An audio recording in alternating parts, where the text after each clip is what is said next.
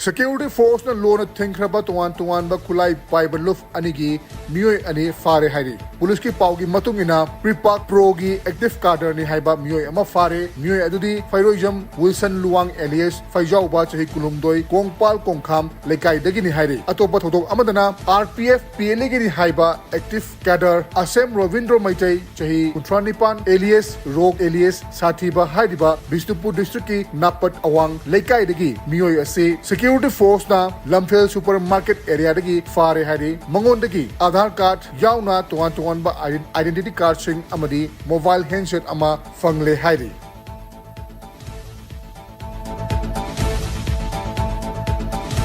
Security force na ching amadi tamgi tuan ba chingna mafam sing da thiba humbugi thabak amadi area domination lepalitna chathari hairi. Police ki paugi matungina tuan ba checkpoint cham gatara mangada security force singna achar awong sing check tawgi thabak chu lepalitna chathari. Amaromda National Highway 37 Imphal Jiribam lambida mal puba gari chani maurani pan security force ki akan bachakin thurang marakta Imphal yahollakhre hairi.